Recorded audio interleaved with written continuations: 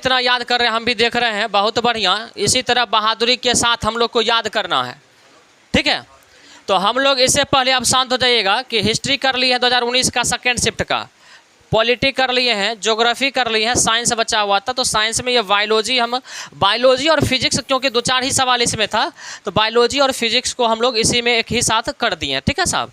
तो थोड़ा सा इसको हम लोग देख लेते हैं। हम लोग का पहला सवाल होगा इसका कि ब्रेड मोल्स या राइजोपस, एक ही को बोलते हैं, में जनन होता है, किस प्रकार से होता है बताइएगा। तो लैंगिक के द्वारा, बीजाणु गठन के द्वारा, या फिर क्या कहते हैं विखंडन मुकुलन के द्वारा होता है। किसके द्वारा होगा? तो आंसर इसका हो जाएगा बीजाणु गठन के द्वारा। किसके द्वारा होगा? बीजाणु गठन के द्वारा होगा। चलिए बहुत बढ़िया साहब, इसका डिस्क्रिप्शन थोड़ा सा हम लोग देख लेते हैं कि ब्रेड मोल्स या राइजोपस में जो जनन की प्रक्रियाएं होती है वो बीजाणु गठन के द्वारा होती है। और ये जो प्रक्रिया है किस प्रकार का अलैंगिक प्रक्रिया है। क्या है? अलैंगिक प्रक्रिया है। अलैंगिक और लैंगिक जनन क्या होता है?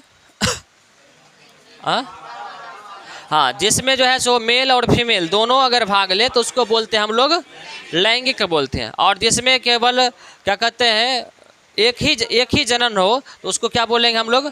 अलैंगिक बोलेंगे। जिसमें मादा और पुरुष अलग अलग विभाजित ना हो, एक ही पौधे में पाया जाए तो उसको बोलेंगे हम लोग अलैंगिक जनन। बीजाणु निर्माण गठन में जनक पौधे बीजाणु नामक सैकड़ों सूक्ष्म प्रजनक इकाइयों को क्या करता है? उत्पन्न करता है। और जब पौधा का बीजाणु आवरण फटता है तो बीजाणु वायु में क्या हो जाता है? फैल जाता है। क्योंकि इस बीजाणु का जो निर्माण होता है इसमें छोटे छोटे क्या होता है क्या कहते हैं बीजाणु का कण हुआ करता है। और जब बीजाणु का गठन जिसमें पैक होता है ये जब फटता है तो बीजाणु वायु में क्या जाता है? फैल जाता है। और जब ये वायु वाहित बीजाणु, मतलब जो हवा में तैरने वाला जो बीजाणु है, ये वायु वाहित बीजाणु अनुकूल परिस्थितियों यानी आर्द्र एवं उष्ण में क्या हो जाते हैं? अंकुरित हो जाते हैं। जैसे कि जो ही ये फैला क्या हो जाएगा कि नमी में आएगा, हवा की नमी में। तो आप देखते होंगे बहुत सारे पौधा ऐसा होता है कि नमी थोड़ा सा मिल जाए तो वो क्या हो जाता है? अंकुरित हो जाता है। तो अंकुरित हो जाते हैं और नए पौधे का क्या करते हैं? उत्पन्न करते हैं। ऐसा नहीं बीजाणु गठन में किस प्रकार से जो है सो पौधे का निर्माण होता है। ये फट जाता है, बीजाणु का जो आवरण होता है, फटने के बाद ये बीजाणु हवा में फैल जाता है। और हवा में जब ये आर्द्र नमी वगैरह फैला होता है जिसकी उपस्थिति में ये क्या कहते हैं क्या कर लेता है? ये अंकुरित हो जाता है और नए पौधों का निर्माण कर देता है। राइजोपस इसका क्या है? मुख्य उदाहरण है। अब देखिए लैंगिक प्रजनन जनन का वह प्रकार है जिसमें जीवों के जनक शरीर से 2 प्रकार की विष्टि कोशिकाएं नर एवं मादा युग्मक बनाती हैं। एक दूसरे से मिलकर के एक संयुक्त कोशिकाएं युग्मज बनाती हैं और यह युग्मज बढ़ने पर क्या बन जाता है? जीव बन जाता है। कहने का मतलब लैंगिक प्रजनन जो होता है इसमें 2 जनक भाग लेते हैं। 2 जनक, एक मादा होता है और क्या होता है? नर होता है। और दोनों का युग्मक यानी इसका एग और इसका क्या कहते हैं जो भी है पौधा होगा तो उसमें क्या होगा? परागकण हो जाएगा, परागकण ही होगा ना पौधा में। तो जब ये दोनों मिलता है तो दोनों युग्मक कहलाता है। दोनों युग्मक जब मिल जाता है तो युग्मनज बनाता है। क्या बनाता है? युग्मनज बनाता है। और यही युग्मनज जो है आगे चल करके क्या हो जाता है? बढ़ने के बाद नए जीवों का निर्माण कर देता है। लैंगिक में इस प्रकार की चीज़ें होती हैं। चलिए नेक्स्ट देख लेते हैं हम लोग। शैवालों में लैंगिक प्रजनन समयुग्मक, विषम युग्मक तथा अंड युग्मक द्वारा होता है। 3 प्रकार से होता है, समयुग्मक, विषम युग्मक तथा अंड युग्मक। तीनों के द्वारा इसमें प्रजनन की प्रक्रियाएं होती हैं। अब देखिएगा कि विखंडन अलैंगिक प्रजनन की विधि है। विखंडन क्या है? अलैंगिक। विखंडन का मतलब हुआ कि कोई जीव है और ये जीव क्या हो गया कि टूट गया। चाहे ये जीव क्या हो गया? टूट गया। टूटने के बाद एक ये नया जीव बन जाएगा और एक ये नया जीव बन जाएगा, तो ये कहलाएगा विखंडन। विखंडन जो होता है ये 2 प्रकार का होता है। एक होता है द्विविखंडन, अगर कोई जीव एक जीव है और केवल 2 भाग में टूट जाए और 2 नए जीवों का निर्माण कर दे तब ये कहलाएगा द्विविखंडन। लेकिन एक जीव कई भागों में विभाजित हो जाए और नए नए जीवों का निर्माण कर दे तब वो कहलाएगा बहुविखंडन। क्लियर है ना? चलिए, तो विखंडन अलैंगिक प्रकार की क्या है? प्रजनन की विधि है। याद रखिएगा विखंडन क्या है? अलैंगिक प्रजनन की विधि है। क्योंकि आप देख रहे हैं कि इसमें नर और मादा दोनों भाग नहीं ले रहा है, एक ही जीव भाग ले रहा है। जिसमें एक जीव कोशिकाएं विभाजन के दौरान क्या होता है? दो समान भागों में विभक्त होकर नए जीवों का उत्पन्न करते हैं। मतलब एक कोशिकीय जीव जो है, ये कोशिका विभाजन होता है, इसमें टूट जाता है इसकी कोशिकाएं और नए जीवों का निर्माण कर लेता है। तो इस प्रकार का क्या कहलाता है प्रक्रिया? विखंडन कहलाता है। विखंडन कितने प्रकार का? दो प्रकार का, द्विविखंडन और बहुविखंडन। अमीबा में जो प्रजनन होता है किस प्रकार का होता है? द्विविखंडन। कई बार सवाल ये भी पूछा जाता है। चलिए, उसके बाद मुकुलन में क्या होता है? देखिएगा ऑप्शन में था मुकुलन। मुकुलन में जनक जीव के शरीर का छोटा सा भाग मुकुल के रूप में उभर जाता है। मतलब जैसे कि इस प्रकार से कोई जीव है तो इसके शरीर से छोटा सा भाग इस तरह से निकल जाएगा, ठीक है, उभर जाएगा। कभी कभी आलू में देखते हैं कि बगल से साइड से छोटा वाला आलू निकला हुआ था, तो उसी तरह से ये भाग क्या हो जाएगा? उभर जाएगा, ठीक है। ये नहीं बोल रहे कि वो मुकुलन है, ये बातें हम नहीं बोल रहे हैं। उसी प्रकार से क्या होगा कि इसके शरीर पर एक उभार आ जाएगा और ये उभार फिर बाद में क्या हो जाएगा? टूट जाएगा और टूटने के बाद ये नया जीव बना लेगा, ऐसा समझ में। तो यह प्रक्रिया जो क्या कहलाएगा? मुकुलन कहलाएगा, ठीक है। यह प्रक्रिया मुकुलन कहलाएगा और जो बाद में क्या हो जाता है? अलग हो जाता है और नए जीवों का निर्माण करता है। जैसे कि हाइड्रा में क्या होता है? जनन की प्रक्रिया किसके द्वारा होता है? मुकुलन के द्वारा होता है, ठीक है साहब। इतना पॉइंट्स हम लोगों को ध्यान में रखना है। चलिए,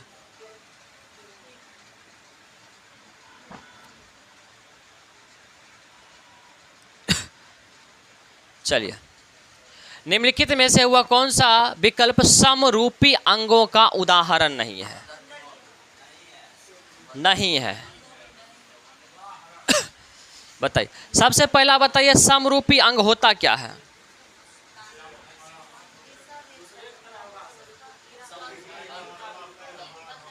देखिए आपको बताते हैं, देखने में नहीं होना चाहिए, उसकी संरचना और उसके कार्य को। जब भी समरूपी और समजात अंग होगा, याद रखिएगा समरूपी, और यहाँ से सवाल कई बार पूछा जाता है, समरूपी या समजात, दो तरह का सवाल आपको पूछा जाएगा, समरूपी और समजात।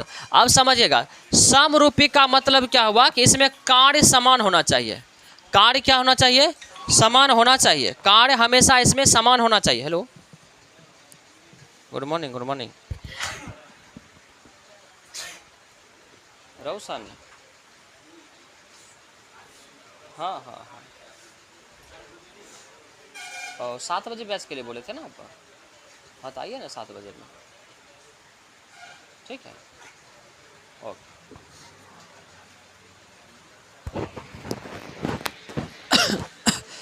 तो याद रखिएगा कि यहाँ पर समरूपी जहाँ होगा ना, उसमें वैसे जीवों का कार्य जो होगा, शरीर का जो बनावट होगा, उसका शरीर काम करेगा एक जैसा, लेकिन इसका जो बनावट होगा, बनावट यानी इसी को बोलेंगे संरचना, ये होगा अलग अलग। ये क्या होगा? अलग अलग। लेकिन समजात में क्या होगा? इसमें क्या होगा कि इसका संरचना होगा सेम, संरचना होगा समान एक जैसा, लेकिन कार्य क्या होगा? इसका अलग हो जाएगा। कार्य क्या हो जाएगा? अलग हो जाएगा। अब देखिए इसका आंसर हो जाएगा क्या? बंदर। क्यों होगा? क्योंकि आप देख रहे हैं कि समरूपी बोल रहा है। समरूपी में क्या बोले हैं कि कार्य होना चाहिए समान। कार्य क्या होना चाहिए? कार्य समान होना चाहिए। तो आप देखिए चमगादड़ के पंख ये किस काम आता है? उड़ने का। पक्षी का पंख उड़ने का, कीड़े के पंख उड़ने का। ये अलग बातें हैं कि इसका बनावट अलग अलग होता है, इसमें हड्डी जो होता है ना वो सब अलग अलग प्रकार का होता है, ये अलग बात है। मतलब उसमें जो अंग पाया जाता है उसकी संरचना अलग होती है, लेकिन कार्य देखिए सबका क्या है? उड़ने में। तो बताइए समरूपी हुआ ना, क्योंकि कार्य क्या हो गया? समान। बताइए इसमें कौन नहीं हुआ? बंदर के हाथ, क्योंकि बंदर का हाथ उड़ने के लिए काम करता है। क्या कभी देखिए बंदर को ऐसे ऐसे करके उड़ते हो? नहीं ना। तो ऐसा बात है चाट बैठाने के लिए। चलिए इतना बातें समझ में आ गया ना कि समरूपी में याद रखना है कि कार्य क्या होगा? समान, लेकिन बनावट उसका क्या होगा? अलग। और समजात में क्या होगा?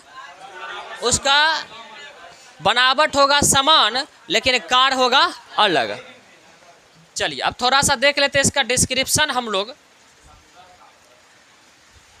समजात अंग क्या बोले? वैसे अंग जिसकी मूल संरचना एवं भ्रूणीय परिवर्धन क्या हो? समान हो, एक जैसा। बोले ना संरचना क्या हो? समान हो, परंतु कार्य अलग अलग हो, तो उसे क्या कहते हैं? समजात अंग कहते हैं। जैसे कि बिल्ली का पंजा, मनुष्य का हाथ, चमगादड़ के पंख। देखिए चमगादड़ के पंख, घोड़े की अगली टांग। अब देखिए बताते हैं आपको क्या बताए इसमें, संरचना होना चाहिए समान। अब देखिए बिल्ली का जो पंजा है ना, ये क्या करती है, झपट्टा मारने के लिए काम करती है या फिर क्या करती है, चलने के लिए काम करती है।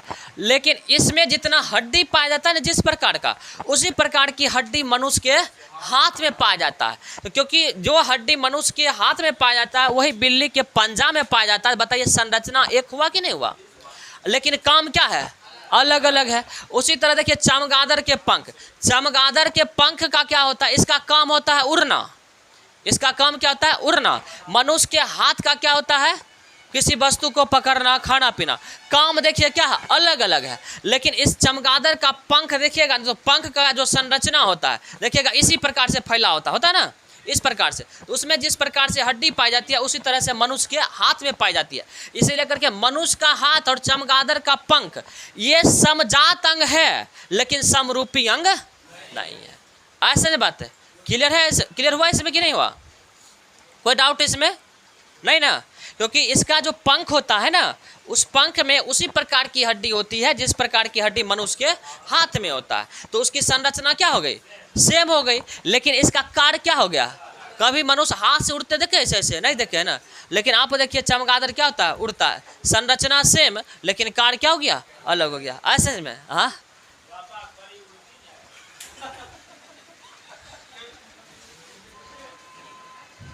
वो सब काल्पनिक उड़ान है। ऐसा नहीं, पापा की परी तभी तक उड़ती है जब तक वो पापा के पास है, समझ रहे। और जो ही पापा की परी जाती है ससुराल में तो वो परी उड़ती नहीं है, परी खड़ी हो जाती है। ऐसा नहीं, में जैसे बोलेगा वैसे खड़ा हो जाती है। चलिए अगला देखिएगा, इन सभी में क्या होता है, ह्यूमेरस, अल्ना और कार्पल्स, मेटाकार्पल्स हड्डियां होती है। बताए ना कि हड्डियां होता है, ये सारी हड्डियां इस सब में पाया जाता है। तो संरचना हो गया समान लेकिन कार्य क्या हो गया, अलग हो गया। क्लियर हो गया ना। चलिए उसके बाद है कि हम लोग समरूप। आपको बताए समरूप मतलब क्या, कार्य करे समान लेकिन बनावट क्या हो, अलग। याद रखिएगा इसमें, देखिए वैसे अंग जिसके कार्य क्या हो, समान हो परंतु उसका मूल संरचना क्या हो, अलग हो, तो उसे क्या कहते हैं, समरूप अंग कहते हैं। जैसे तितली, पक्षियां चमगादड़ के पंख उड़ने का कार्य करते हैं। देखिए काम है सबका, तितली का भी पंख उड़ने का ही काम करेगी, पक्षी का भी, चमगादड़ का भी। लेकिन इस सब का बनावट जो होता है ना, इसमें जो हड्डियां पाई जाती है वो अलग अलग। कभी कभी आप हड्डियां या कोई भी अंग उसके पंख का, तितली में देखते हैं हड्डी रहता नहीं रहता है, लेकिन उसकी संरचना क्या होती है, अलग होती है। इसकी भी संरचना अलग होती है, लेकिन सबका काम क्या है, उड़ना है। ऐसा नहीं बात है, तो इस बात को याद रखेंगे। क्लियर है ना। चलिए बहुत बढ़िया, यहाँ से सवाल कई बार पूछा गया, पूछा भी जाएगा आगे। चलिए अब थोड़ा सा देख लेते हैं अवशेषी अंग। अवशेषी अंग किसको बोलेंगे जानते हैं, कि मनुष्य के शरीर में बहुत सारे अंग हैं जिसका कोई काम नहीं होता। पहले काम हुआ करता भी होगा लेकिन वर्तमान में काम नहीं होता है, तो ऐसे अंग को क्या बोलते हैं हम लोग, अवशेषी अंग बोलते हैं। ऐसे नहीं बात है। चलिए अब देखिएगा साहब, वैसे अंग जो जीवों के पूर्वज में हो परंतु वातावरणीय परिवर्तन के कारण उसका महत्व क्या हो गया हो, समाप्त हो गया हो, तो उसे क्या बोलेंगे हम लोग, अवशेषी अंग। क्या बोलेंगे उसको, अवशेषी अंग। जैसे कि आप देख लीजिए कर्ण पल्लव, कर्ण पल्लव ये वाला है ना, ये इसका कोई काम नहीं है। ऐसा नहीं बात है, कर्ण पल्लव। हाँ तो ये कर्ण पल्लव हो गया अवशेषी अंग। ऐसा में उतना महत्वपूर्ण नहीं हुआ। जिस तरह से हम लोग को पूछ था ना पहले, हम लोग का मतलब ये समझना कि अपने था, मतलब पूर्वजों का। ऐसा में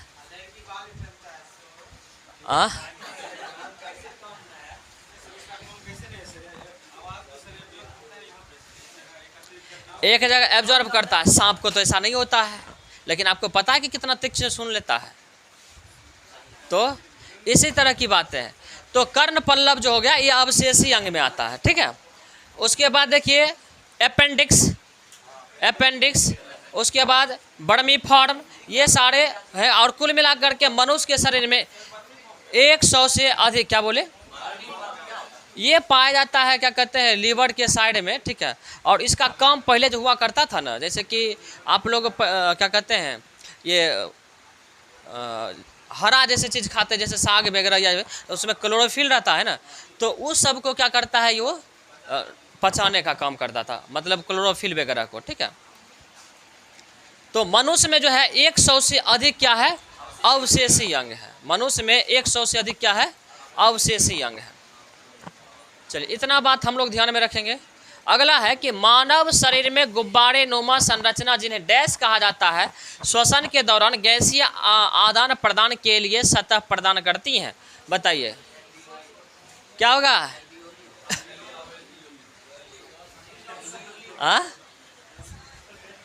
इसका भी व्यवस्था हम लोग कर रहे हैं। क्या हो जाएगा? एल्वियोली। क्या हो जाएगा? एल्वियोली। चलिए ऐसा नहीं है कि आंसर नहीं है जानता होगा, सो बात नहीं है। चलिए थोड़ा सा देख लेते हैं हम लोग। मानव शरीर में गुब्बारे नुमा संरचनाएं जिन्हें क्या कहा जाता है, एल्वियोली कहा जाता है, और श्वसन के दौरान गैसीय आदान प्रदान के लिए सतह प्रदान करती है। मतलब जो वो जिसमें हवा भरता है श्वसन के दौरान, तो वो जो आवरण कहलाता है गुब्बारे नुमा संरचना, वो जो संरचना होती है उसका प्रॉपर जो नाम है, क्या नाम है? एल्वियोली। क्या नाम है इसका? एल्वियोली। आप समझिए, आपको इंग्लिश वर्ड भी, और दूसरी बात है कि अंग का नाम भी याद रखना है कि कौन अंग में क्या क्या फंक्शन होता है। देख रहे हैं ना? चलिए उसके बाद देखिए साइनस, ऑप्शन में शायद दिया हुआ था। साइनस खोपड़ी की हड्डी के घने हिस्से में हवा से भरा हुआ क्या है, गुहा है, कैविटी है, ठीक है। साइनस ये खोपड़ी में पाया जाता है, खोपड़ी की हड्डी के घने हिस्से में, मतलब जहाँ पर खोपड़ी जो है ना बहुत ज़्यादा क्या होता है, घनत्व अधिक होता है, बहुत सारे अंग क्या कहते हैं, अंगांग होता है, तो वहाँ पर ये जो है सो हवा में लटका हुआ होता है। श्वसन नली, ये मनुष्य, पशुओं और पक्षियों के शरीर का वह नली है जो गले की अस्तर ग्रंथि, जिसको इंग्लिश में क्या बोलते हैं, लैरिंग्स, को फेफड़े से जोड़ती है। क्या करती है? फेफड़े से जोड़ती है इसको श्वास नली। जैसे हम लोग क्या करते हैं, उसी ट्रैक से हम लोग सांस लेते हैं, चाहे मनुष्य हो या जानवर हो। श्वास नली मुख से फेफड़े तक हवा पहुंचाने का रास्ता प्रदान करती है और एक महत्वपूर्ण अंग भी होता है ये, ठीक है ना। कुपिक वायु, इसको याद रखिएगा इंग्लिश में भी, एल्वोअर एयर में ऑक्सीजन क्या है, ऑक्सीजन होता है। ऑक्सीजन का दबाव कितना होता है? 37 mmgh होता है, जबकि सीरा कोशिकाओं के रक्त में ऑक्सीजन का जो दबाव होता है 46 mmgh होता है। मतलब सीरा में, मतलब भेन में कितना होता है, ठीक है, दबाव, और क्या कहते हैं सीरा में कितना होता है, आप देख लीजिए। सीरा में दबाव इसलिए होता है क्योंकि इसमें कार्बन डाइऑक्साइड आ जाता है, अशुद्ध रक्त आता है ना, तो इसीलिए करके इसका दबाव क्या हो जाता है, बढ़ जाता है, ठीक है। इतना पॉइंट हम लोग यहाँ से याद रखेंगे। नेक्स्ट देखते हैं हम लोग। डैश के सदस्य को सामान्यतः हरी शैवाल कहा जाता है। बताइए तो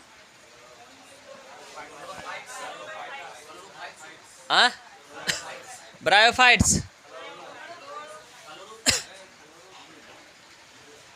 एगो बात आपको पढ़ाए होंगे, एगो बात सुंदर वाला बात पढ़ाए होंगे, कवक और शैवाल के सहजीवी संबंध को क्या कहा जाता है?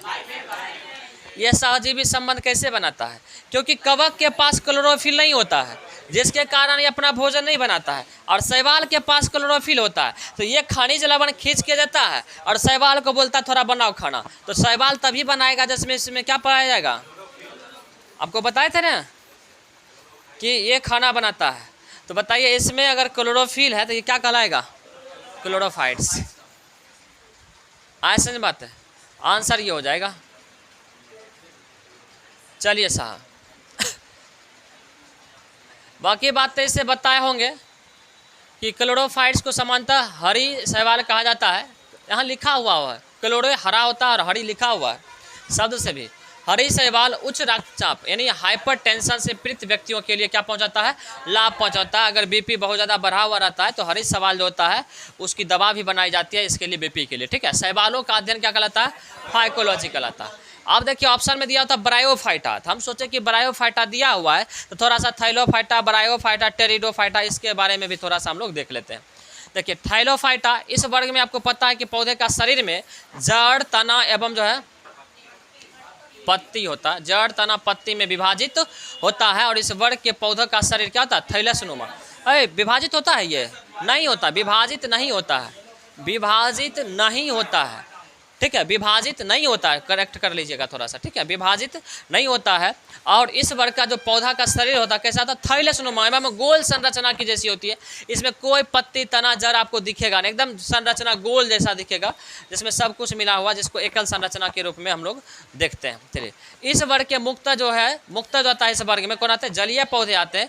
और इसमें संवहन और यांत्रिक उत्तक का क्या होता है, अभाव होता है। ना तो इसमें संवहन उत्तक का मतलब हुआ जाइलम और फ्लोएम, ना तो इसमें जाइलम फ्लोएम पाया जाएगा और ना ही इसमें यांत्रिक उत्तक पाया जाएगा जो सहायता प्रदान करता है खड़े होने के लिए। इसीलिए करके ये गोल संरचना की जैसा होती है। मतलब समझ में आया, यांत्रिक उत्तक जो होता है कोई भी पौधा को लंबा बढ़ने में, सीधा खड़ा रहने में उसको मदद करता है, ये होता है यांत्रिक उत्तक का काम।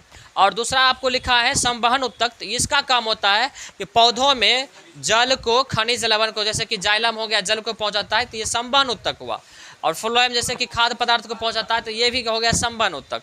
तो ये सारे चीज़ों का क्या होता है, उसमें अभाव होता है जाइलम और फ्लोएम का। कई बार सवाल आ सकता है, निम्नलिखित में से किस समूह में जाइलम और फ्लोएम का अभाव होता है, तो टेरिडोफाइटा, ब्रायोफाइटा, ये दे देगा थैलोफाइटा, इस तरह से सवाल आपको दे सकता है। चलिए, बहुत सारा सवाल ऐसा होता है कि अप्रत्यक्ष तरीका से होता है। चलिए, इस वर्ग के पौधे में बीजाणु की सहायता से क्या होता है, अलैंगिक जनन होता है, अलैंगिक जनन होता है। और इस वर्ग में क्या आते हैं, शैवाल आते हैं। चलिए, नेक्स्ट देख लेते हैं हम लोग शैवाल, क्योंकि शैवाल आते हैं तो शैवाल को थोड़ा सा देख लेते हैं, क्योंकि उसमें थैलोफाइटा लिखा हुआ था क्या, ऑप्शन में देखिए तो नहीं था ना। अगर थैलोफाइटा रहता तो वो भी ऑप्शन हो जाता। तो इस वर्ग के हिसाब से क्लोरोफिल पाया जाता है, इस वजह से क्लोरोफाइट्स हो गया, ऐसा बात है। तो इस बात को याद रखिएगा। अब देखिए शैवाल के बारे में थोड़ा सा देख लेते हैं। यह क्या है, थैलोफाइट्स वर्ग में आता है, लेकिन क्लोरोफिल के कारण इसे क्या कहा जाता है, क्लोरोफाइट्स भी कहा जाता है। ठीक है साहब, इस बात को याद रखिए।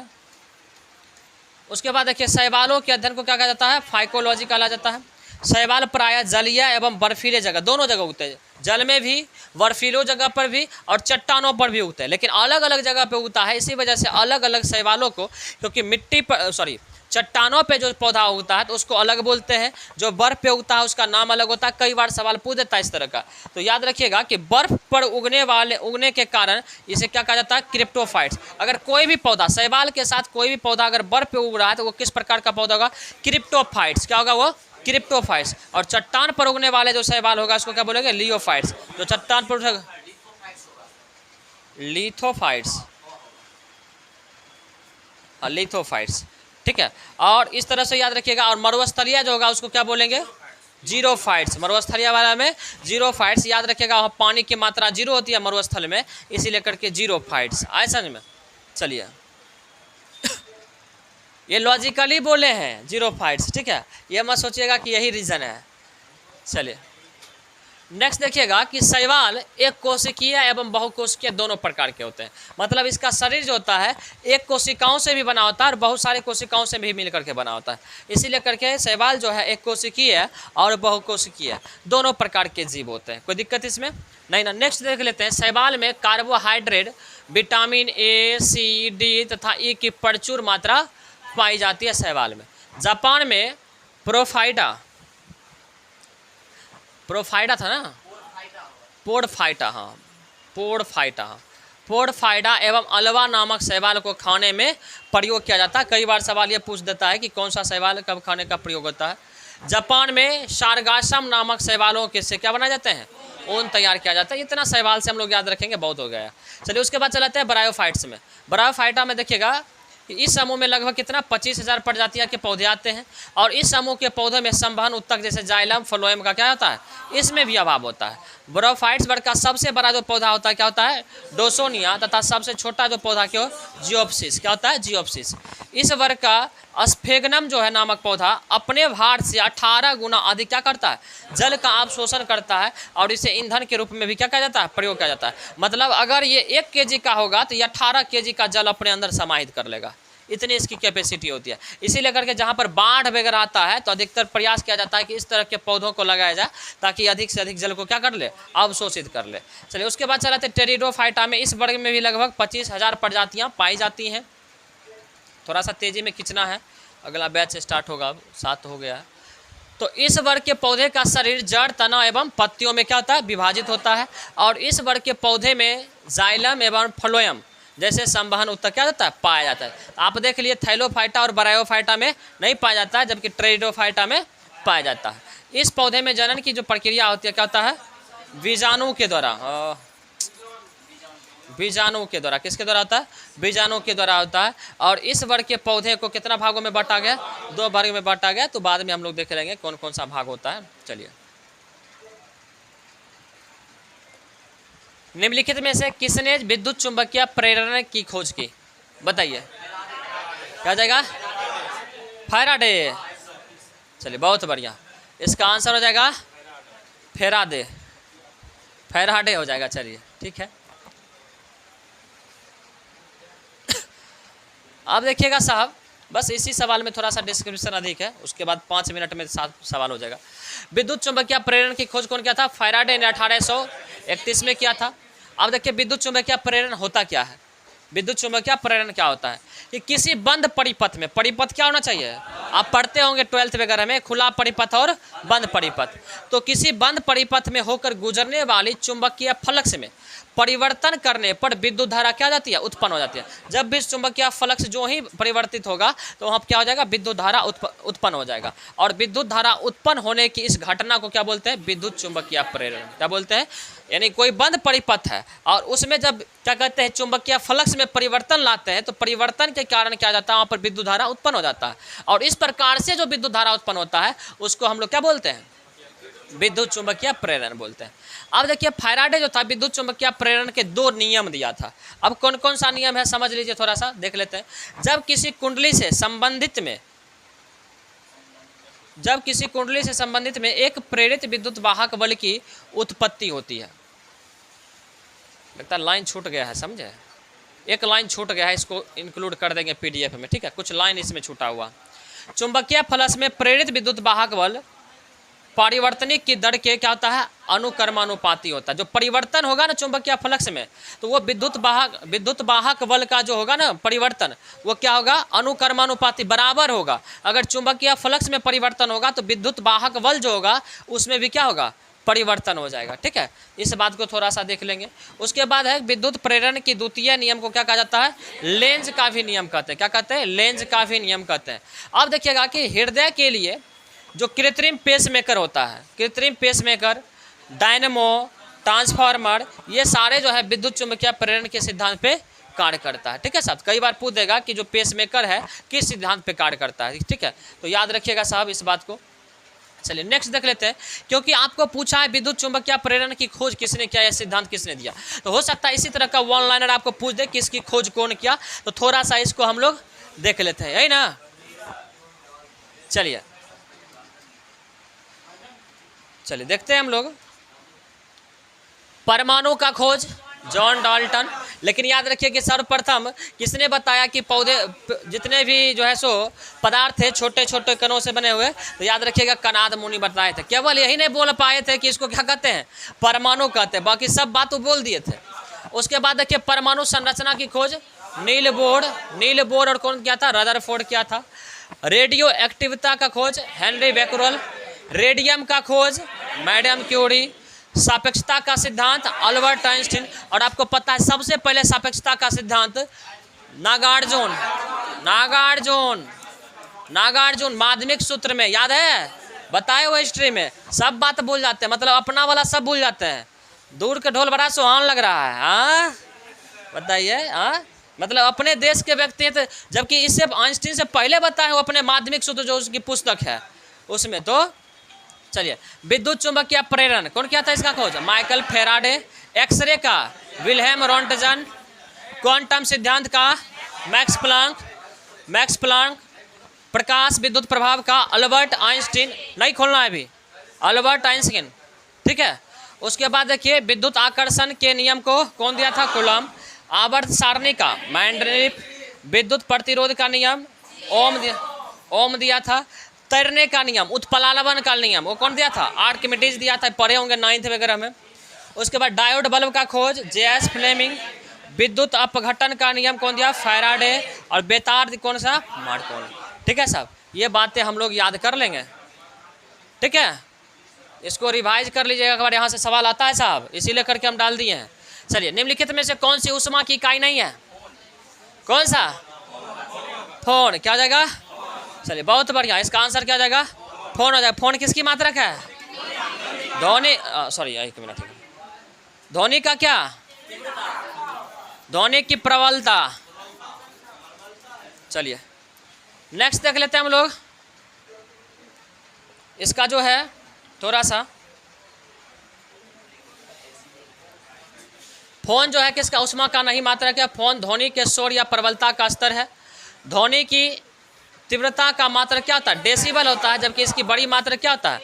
तीव्रता का अलग होता है, देख लीजिए, और प्रबलता का अलग होता है। ये बातें हम क्लियर भी किए थे, प्रबलता और तीव्रता में क्या अंतर है। चलिए, मनुष्य का अधिकतम जो श्रवण सीमा होता है कितना होता है? 95 डेसिबल होता है। और कैलोरी ऊर्जा और ऊष्मा जो है इसका जो मात्रक नहीं, कैलोरी ऊर्जा ऊष्मा और जूल, एक मिनट, कैलोरी जो है ना, ऊर्जा और ऊष्मा, ठीक है। जूल जो है ये कार और ऊष्मा की, तथा बीटी जो है ये भी क्या है? ऊष्मा की परंपरागत इकाई है, ठीक है। तो कैलोरी याद रखना ऊर्जा और किसका है? ऊष्मा का भी होता है, ठीक है। 1 ग्राम जल का जो तापमान है 1 डिग्री सी तक बढ़ाने के लिए आवश्यक जो ऊष्मा होती है उसे क्या बोलते हैं? कैलोरी। मतलब 1 ग्राम जल लेंगे और उसको 1 डिग्री सी बढ़ाएंगे तो उसमें जितना ऊष्मा लगेगा उसी को क्या बोलेंगे हम लोग? 1 कैलोरी बोलेंगे। क्या बोलेंगे? तो 1 कैलोरी। इस बात को याद रखिए, कई बार इस तरह का सवाल आता है कि अगर यदि 1 ग्राम जल को अगर 1 डिग्री सी तापमान बढ़ाया जाए तो यह क्या कहलाता है? कैलोरी कहलाता है, जूल कहलाता है। इस तरह से सवाल आएगा तो याद रखिएगा। 1 कैलोरी जो कितने के बराबर होता है? 4.186 जूल के बराबर होता है। और 1 जूल का जो मान होता है 0.24 कैलोरी के बराबर, ठीक है। 1 पौंड जल का ताप जो होता है 1 डिग्री फ़ारेनहाइट बढ़ाने के लिए आवश्यक ऊष्मा की जो मात्रा होती है क्या कहलाती है? 1 BTU कहलाता है। 1 BTU क्या कहलाता है? BTU कहलाता है, जो कितना के बराबर होता है? 252 कैलोरी के बराबर होता है, ठीक है। इतना पॉइंट हम लोग याद रखेंगे। बस 2 सवाल और बचा हुआ होगा मेरे समझ से, नहीं एक ही है क्या? चलिए देखिएगा तो सितारों का टिमटिमाना तारों की रोशनी के वायुमंडल में डैश के कारण होता है। किसके कारण? इसके बारे में पढ़ाए हुए हैं। चलिए और कुछ नहीं बोलेंगे, इसमें कुछ बोलबे नहीं करेंगे हम। और जो भी पढ़ना है जाइए बिहार SI मेंस 2022 के क्वेश्चन नंबर 1 में आराम से पढ़ लीजिएगा। चलिए उसके बाद देखिएगा, कोई वस्तु यदि स्थिर है या निश्चित वेग से एक सीधी रेखा पर गति कर रही है तो यदि उस पर कोई बाह्य बल नहीं लगाया जाए तो अपनी प्रारंभिक अवस्था में कोई परिवर्तन नहीं करता है। क्या हो जाएगा? प्रथम नियम। ये जानते ही होंगे कि अगर कोई भी वस्तु तब तक अपनी अवस्था में बना रहना चाहता है, चाहे वो गति में तो गति में, या फिर बैठा हुआ तो रुका हुआ है, विराम में है तो विराम में ही, तो जब तक उस पर कोई बाहरी बल ना लगता है। ये सब तो लोग जानते होंगे। चलिए थोड़ा सा इसको देख लेते हैं हम लोग। प्रथम नियम के बारे में तो जानबे करते होंगे, जो भी बात बोले उसी को प्रथम नियम को ही क्या बोलते हैं? जड़त्व का नियम बोलते हैं। इसका एग्जाम्पल देख लीजिएगा, जैसे कि गाड़ी चलती है तो गाड़ी चलने के बाद अचानक ब्रेक लेने पर उसमें बैठे जो व्यक्ति होता है वो आगे की ओर क्या हो जाता है? झुक जाता है, क्योंकि उसका बॉडी स्थिर होता है, वो चाहता है कि हमेशा क्या करें? स्थिर रहे। गाड़ी के चलने पर एकाएक चलने पर क्या होता है? पीछे की ओर झुक जाना। मतलब गाड़ी जब एकाएक चलती है तो पीछे की ओर गाड़ी कहते हैं उसमें बैठा व्यक्ति जो होता है वो झुक जाता है। इसलिए झुक जाता है क्योंकि गाड़ी स्थिर है तो उसका बॉडी भी स्थिर है और वो चाहता है कि हम स्थिर ही रहे, इसी वजह से क्या होता है? पीछे की ओर, ठीक है। इस तरह की बातें हम लोग ध्यान में रखेंगे। उसके बाद देखिएगा, पेड़ को हिलाने पर पत्ता या फल का गिरना। जैसे कि पत्ता और क्या कहते हैं फल पेड़ पर स्थिर है, वो चाहेगा स्थिर रहना, लेकिन जो ही आप बल लगाए क्या हो गया? वो अचानक से बल लग गया तो अपनी अवस्था परिवर्तन करेगा तो उसके कारण गिर जाता है। दौड़ते समय एकाएक रुकने पर क्या होना? कठिनाई हो रहा है, क्योंकि आप गति में है, अचानक से चाहिएगा रुकने के लिए नहीं रुक पाएगा। क्यों? क्योंकि आपका बॉडी गति में है तो हमेशा चाहेगा वो क्या रहे? गति में ही रहे। इसी वजह से ऐसा समझे। द्वितीय नियम क्या होता है समझिएगा, किसी वस्तु के संवेग में परिवर्तन की दर उस पर जो आरोपित बल होता है उसके समानुपाती होता है। यानी संवेग में परिवर्तन जो होता है उस पर लगने वाला बल के समानुपाती होता है। मतलब अगर संवेग बढ़ेगा तो बल भी बढ़ेगा, संवेग घटेगा तो बल भी घटेगा। और इसी द्वितीय नियम से बल की परिभाषा बल का फॉर्मूला यानी बल का व्यंजक भी प्राप्त होता है। याद रखिएगा, F = ma। F equal to ma होता है। जैसे अब देखिए द्वितीय नियम में क्या होता है, जैसे कि गेंद को पकड़ने के लिए हाथ को पीछे की ओर खींचना। जब आप कैच लेते होंगे तो हाथ को थोड़ा सा पीछे खींचते हैं ताकि इसके संवेग के परिवर्तन की दर क्या हो जाएगा, कम हो जाएगा। और जब ही संवेग का परिवर्तन अगर कम होगा तो उस पर लगने वाला बल भी क्या हो गया, कम हो गया। और बल कम लगेगा तो चोट हमको क्या होगा, कम लगेगा। ऐसा नहीं बात है, ये बातें थी। देखिए गेंद को पकड़ने के लिए, अच्छा ये तो हो गया। गाड़ी पर लगने वाले झटकों को कम करने के लिए क्या लगाना, स्प्रिंग लगाना। तो ये सारी चीज़ें इसमें है। चलिए साहब नेक्स्ट देख लेते हैं। तीसरा नियम ये है कि प्रत्येक क्रिया के बराबर और क्या होती है, विपरीत प्रतिक्रिया होती है। नहीं पता अगर समझना है तो किसी को थप्पड़ मार के देखिए, आपको बूझा जाएगा। ऐसा बात है, तो याद रखिएगा प्रत्येक क्रिया के बराबर क्या होता है, विपरीत प्रतिक्रिया होती है। जैसे कि गोली छूटने पर बंदूक का पीछे की ओर झटका देना। और रॉकेट की गति, रॉकेट में पीछे की ओर धुआं निकलता है तो रॉकेट आगे की तरफ बढ़ता है। दूसरी बात है, आप हम लोग क्या करते हैं, पृथ्वी पर जब चलते हैं तो पृथ्वी को हम लोग पीछे की ओर धक्का देते हैं तो पृथ्वी पर हम क्या होते हैं, आगे की ओर बढ़ते हैं। ये सारे पूछा गया था सवाल, इस बात को याद रखिएगा। चलिए साहब इतना पॉइंट्स हम लोगों को ध्यान में रखना है। चलिए देखिएगा, बताइएगा तो इसका आंसर क्या होगा। विद्युत विभवांतर का एसआई मात्रक क्या होता है, वोल्ट होता है, वोल्ट होता है। चलिए वोल्ट अगर होता है तो आप जा करके एसआई मात्रक, बिहार एसआई का पीटी का सेकेंड शिफ्ट 2021 का क्वेश्चन नंबर 2 में जा करके बहुत सारे मात्रक हम लोग लिख दिए हैं, तो उसको जा करके पढ़ लीजिएगा, पढ़ाए हुए, ठीक है ना। चलिए बहुत बढ़िया, अति सुंदर, अति सुंदर साहब। वह उपकरण जो विद्युत धारा उत्पन्न करने के लिए इस्तेमाल किया जाता है कहलाता है, क्या कहलाता है, जनित्र कहलाता है। इसी को हम लोग क्या बोलते हैं, जनरेटर, जनरेटर बोलते हैं इसको, ठीक है, जनरेटर, जनरेटर। अब देखिए ये उपकरण क्या करता है पता है, इसमें या हम लोग इसमें क्या कहते हैं, पेट्रोल डालते हैं, डीजल डालते हैं, डीजल डालते हैं। तो डीजल डालने के बाद ये जो जनरेटर होता है क्या करता है, विद्युत ऊर्जा उत्पन्न करता है। तो अब बताइए किसमें किसको कन्वर्ट करता है, यांत्रिक ऊर्जा को कन्वर्ट कर देता है किसमें, विद्युत ऊर्जा में। तो विद्युत उत्पन्न कर दिया, तो यही बात पूछ रहा था ये, तो इस बात को हम लोग ध्यान में रखेंगे, ठीक है। चलिए थोड़ा सा डिस्क्रिप्शन से हम लोग देख लेते हैं। देखिए वह उपकरण जो विद्युत धारा उत्पन्न करने के लिए इस्तेमाल किया जाता है क्या कहलाता है, जनित्र कहलाता है। विद्युत जनित्र एक ऐसी युक्ति है जो यांत्रिक ऊर्जा को किसमें कन्वर्ट कर देता है, विद्युत ऊर्जा में, ठीक है, यांत्रिक ऊर्जा को। अच्छा यांत्रिक ऊर्जा कैसे होता है पता है आपको, देखिए उसमें जो राउंड करता है ना, देखिएगा गोल जैसा, तो वो यांत्रिक ऊर्जा हुआ, ठीक है। और उसी के घूमने से ही क्या होता है, विद्युत उत्पन्न होता है। इसी वजह से बोलते हैं यांत्रिक ऊर्जा। बहुत बच्चा ये समझ लेता है कि अगर उसमें डीजल डालते हैं तो डीजल हो गया उसमें रासायनिक ऊर्जा, तो रासायनिक ऊर्जा को समझ लेता है कि विद्युत ऊर्जा में। नहीं, वो जो है सो रासायनिक ऊर्जा है वो बदलता है यांत्रिक ऊर्जा में, और यांत्रिक ऊर्जा जो है वो कन्वर्ट करता है विद्युत ऊर्जा में। तो याद रखिएगा जनरेटर का काम होता है कि यांत्रिक ऊर्जा को किसको, विद्युत ऊर्जा में कन्वर्ट कर देना, ठीक है ना। चलिए विद्युत जनित्र माइकल फेराडे के विद्युत चुंबकीय प्रेरण सिद्धांत पर क्या है, आधारित है, कार्य करता है, ठीक है ना साहब। इस बात को याद रखिएगा, कई बार पूछा जाएगा कि जनरेटर होता है वो किस सिद्धांत पर काम करता है, तो माइकल फेराडे का जो विद्युत चुंबकीय प्रेरण है। और कल बताए थे कि विद्युत चुंबकीय प्रेरण का क्या क्या सिद्धांत है, ये सारी बातें भी चर्चा किए थे हम लोग। गैल्वेनोमीटर एक विद्युत चुंबकीय उपकरण है जिसका उपयोग विद्युत धारा का पता लगाने में किया जाता है। मतलब गैल्वेनोमीटर मतलब समझते हैं आप, देखते होंगे कभी कोई आप देखिएगा कि कभी कभी आप बिजली मिस्त्री के पास जाते होंगे कोई इलेक्ट्रॉनिक सामान ठीक कराने के लिए, तो वो दो जो है सो वायर लेकर के इस तरह से सटाता होगा और सुई उसका विक्षेपित हो जाता है, क्योंकि अगर उसमें विद्युत धारा प्रवाहित हो रहा है, अगर जा रहा है तो वो स्विच विक्षेपित हो जाएगा, नहीं जा रहा है तो इसका मतलब क्या है, डेड है। तो ये गैल्वेनोमीटर वही हो गया, ठीक है ना। गैल्वेनोमीटर का आविष्कार कौन किया था, एंड्रे मेरी एम्पियर ने वर्ष 1834 ईस्वी में किया था।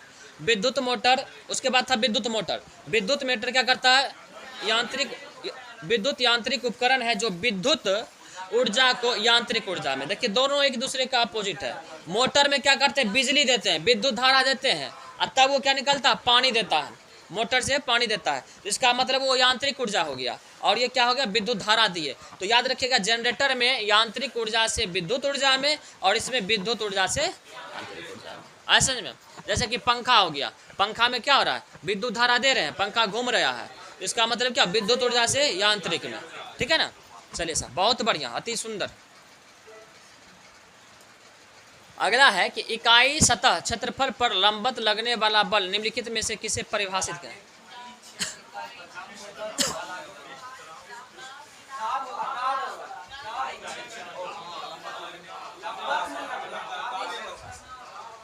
दाब होगा।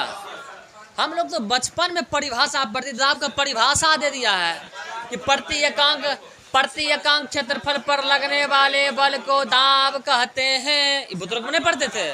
तो बुजुर्ग में पढ़ते थे ना, तो ये सब तो बुजुर्ग वाला सवाल हो गया, खाली परिभाषा रख दिया। चलिए आंसर क्या होता है? दाब हो गया। चलिए, तो दाब को पता ही है कि प्रति एकांक क्षेत्रफल पर, इकाई क्षेत्रफल पर जब कोई दाब लगता, क्या कहते हैं, बल लगता है, तो उस बल को क्या बोलते हैं? दाब बोलते हैं। दाब का फॉर्मूला क्या होता है?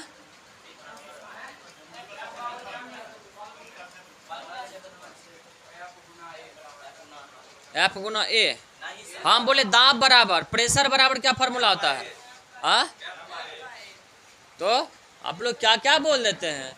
चलिए अब देखिए, ऑप्शन में दिया होता है पृष्ठ तनाव।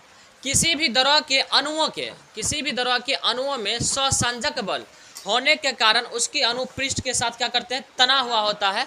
अथवा किसी द्रव का वह गुण जिससे वह कम से कम क्षेत्रफल ग्रहण करने का क्या करता है? ग्रहण करने का स्वभाव होता है, उसे क्या कहते हैं? पृष्ठ तनाव। मतलब किसी भी द्रव का वह गुण जिसके कारण वो कम से कम क्षेत्रफल लेना चाहेगा, ठीक है, तो वैसे गुण को क्या बोलेंगे? पृष्ठ तनाव। जैसे कि आप देखिएगा, एक पत्ता होता है पौधा का, उस पर पानी आप जब डालते होंगे तो गोल गोल बूंद जैसा हो जाता है। क्यों? पृष्ठ तनाव के कारण। पृष्ठ तनाव, आप जब साबुन से पूरी तरह से नहा के निकलते होंगे तो शरीर के ऊपर क्या कहते हैं? गोल गोल बूंद बन जाता है। तो गोल इसलिए हो जाता है पृष्ठ तनाव के कारण। क्यों? क्योंकि द्रव का गुण होता है कि कम से कम क्षेत्रफल, हम लोग कम से कम जगह लें, ऐसा बात है। तो इसी वजह से वो क्या कहते हैं, वो जो गुण होता है वो क्या कहलाता है? पृष्ठ तनाव कहलाता है। जैसे कि देखिए एग्जाम्पल में याद रखिए, गर्म सूप का स्वादिष्ट होना। गर्म सूप जो होता है ना, ये स्वादिष्ट होता है। क्यों होता है पता है? पृष्ठ तनाव के कारण होता है। क्योंकि जो ही गर्म सूप जब मुंह में लेते हैं ना, तो होता क्या है कि पृष्ठ तनाव के कारण उसका काम क्या होता है कि पूरी तरह से एक ही जगह पे वो क्या हो जाए ना, जमा हो जाना, मतलब कम से कम क्षेत्रफल लेना, ऐसे बात है। जिसके कारण क्या होता है कि एक ही जगह एब्जॉर्ब होने के कारण इसका स्वाद थोड़ा सा अधिक आता है। उसके बाद देखिए सेविंग ब्रश का बाल, सेविंग ब्रश का बाल पानी